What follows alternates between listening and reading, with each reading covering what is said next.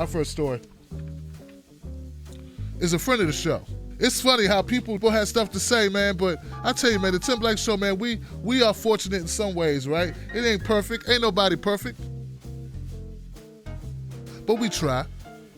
A friend of the show, her name is Marianne Williamson. She was running for the Democratic nomination. A strange thing happened today.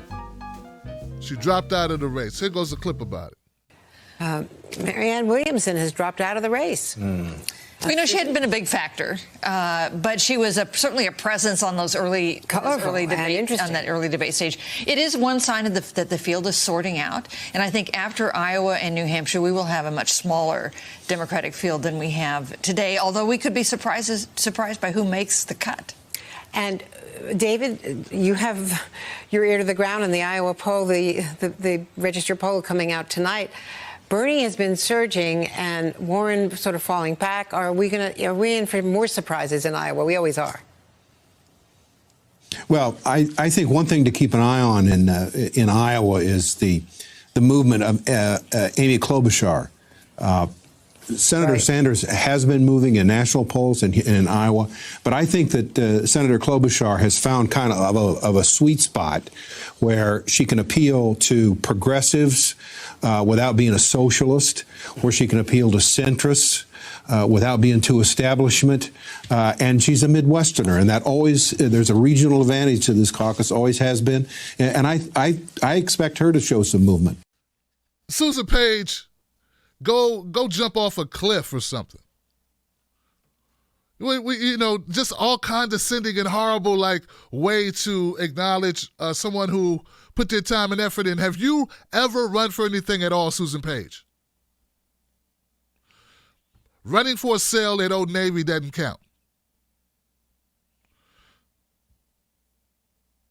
Chasing after your alcoholic boyfriend doesn't count. Okay? All right? All right, sunshine.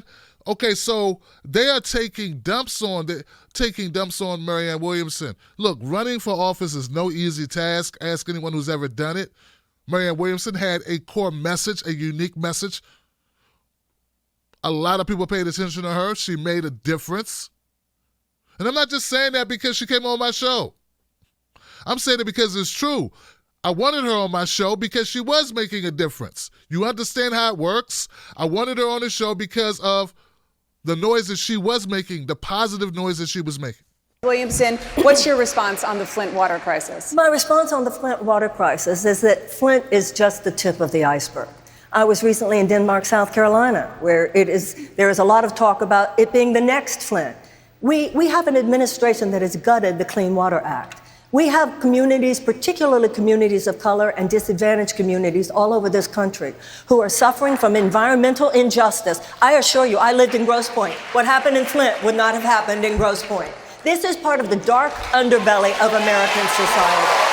The racism, the bigotry, and the entire conversation that we're having here tonight, if you think any of this wonkiness is going to deal with this dark psychic force of the collectivized hatred that this president is bringing up in this country, then I'm afraid that the Democrats are going to see some very dark days. We need to say it like it is. It's bigger than Flint. It's all over this country. It's particularly people of color. It's particularly people who do not have the money to fight back. And if the Democrats don't start saying it, then why would those people feel that they're there for us? And if those people don't feel it, they won't vote for us, and Donald Trump will win. Thank you.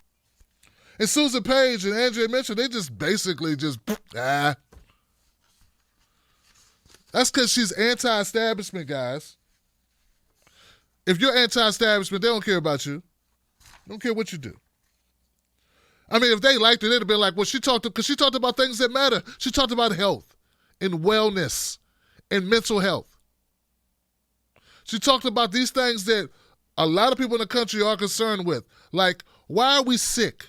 Ms. Williamson, this is a question for you. Excuse me, I'm addressing the question, Ms. Williamson. We've been talking a lot about access to health insurance, but for many Americans, their most pressing concern is the high cost of health care. How would you lower the cost of prescription drugs? Well, first of all, the government should never have made the deal with the big pharma that they couldn't negotiate. That was just part of the regular corruption by which multinational corporations have their way with us. You know, I want to say that while I agree with, I'm with Senator Bennett and others, but I agree with almost everything here. I'll tell you one thing.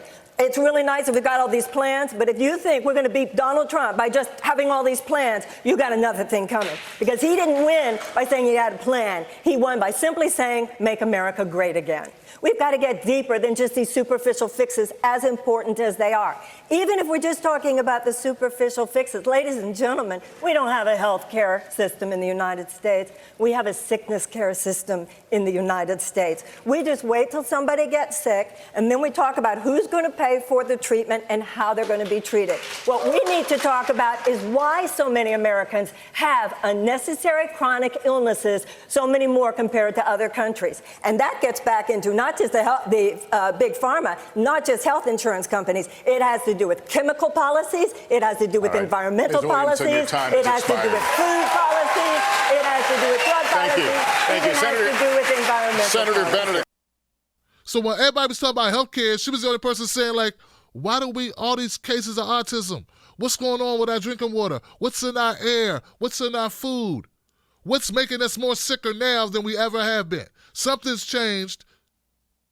And then they called her kooky and crazy. And then we got this guy, David Yespin. We're talking about Marianne Williamson. This guy switches the conversation all the way to Amy Klobuchar. Hey, I'd like to make the argument that Amy Klobuchar is just as much of a vanity candidate as you could pigeonhole Marianne Williamson with. There is no shot in hell that Amy Klobuchar will win anything. Zero. All she is a placeholder for Joe Biden. That's it.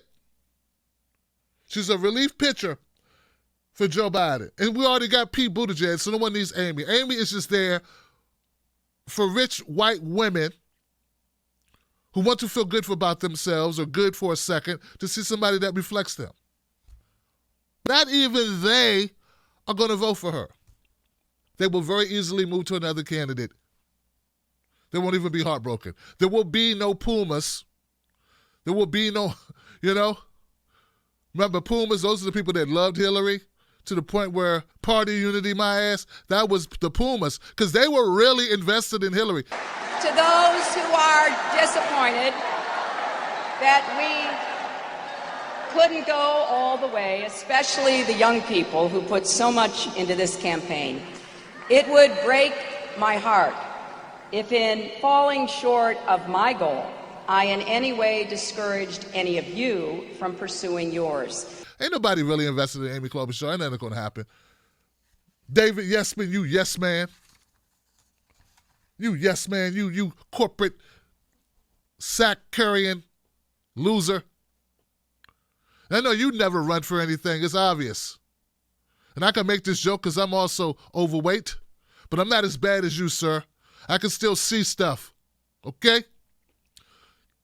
Okay, Sparky? So shout out to Marianne Williamson for running a very clean race, a race devoid of character assassination, a race full of integrity. Speaking of reparations, Ms. Williamson, many of your opponents support a commission to study the issue of reparations for slavery. But you are calling for up to $500 billion in financial assistance. What makes you qualified to determine how much is owed in reparations? Well, first of all, it's not $500 billion in financial assistance. It's $500 billion, $200 to $500 billion, payment of a debt that is owed. That is what reparations is. We need some deep truth-telling when it comes. We don't need another commission to look at evidence. I appreciate what Congressman O'Rourke has said. It is time for us to simply realize that this country will not heal. All that a country is a collection of people. People heal when there's some deep truth-telling. We need to recognize that when it comes to the economic gap between blacks and whites in America, it does come from a great injustice that has never been dealt with. That great injustice has had to do with the fact that there was 250 years of slavery, followed by another 100 years of domestic terrorism. What makes me qualified to say $200 to $500 billion? I'll tell you what makes me qualified. If you did the math of the 40 acres and a mule, given that there was 4 to 5 million slaves at the end of of the Civil War.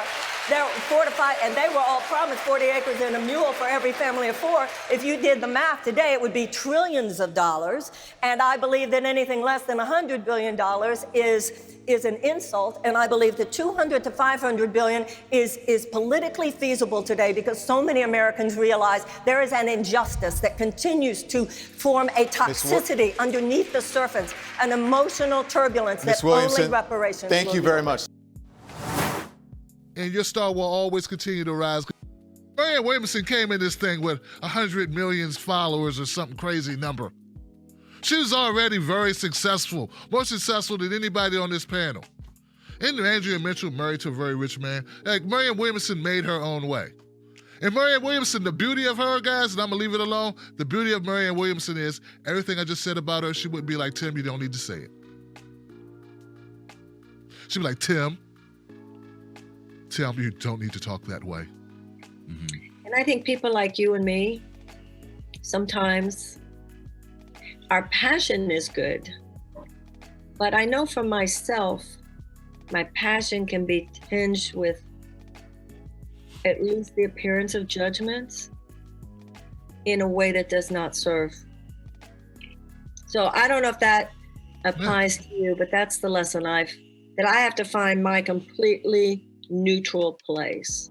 Like even when I talk about race and I say, it's not a technique, I mean it. I say it because I mean it. It's not like I find the average American racist. I just think the average American is undereducated about race. I just see white audiences relax because they don't think I'm coming, they're not feeling like I'm coming at them with you're bad. And then they can hear. So it's all those principles of nonviolent communication, you know. Well, I definitely can learn a bit about that. As part of my thing is ranting and getting passionate about stuff. And yeah, well, you know, what I found in my own life and my own work was that left me only talking to people who already agreed with me. I hear you, Johnson.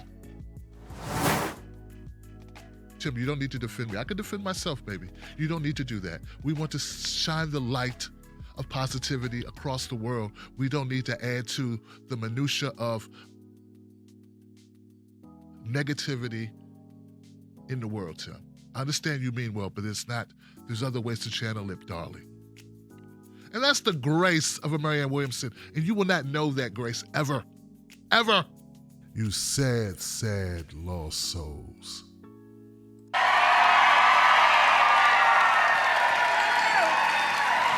Thank you.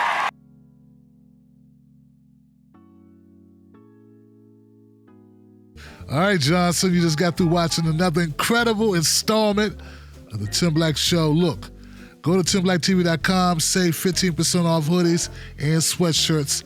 You know it's cold out there. Do it today. Go to TimBlackTV.com, use code 15 off hoodies. Do it now, Johnson. Peace.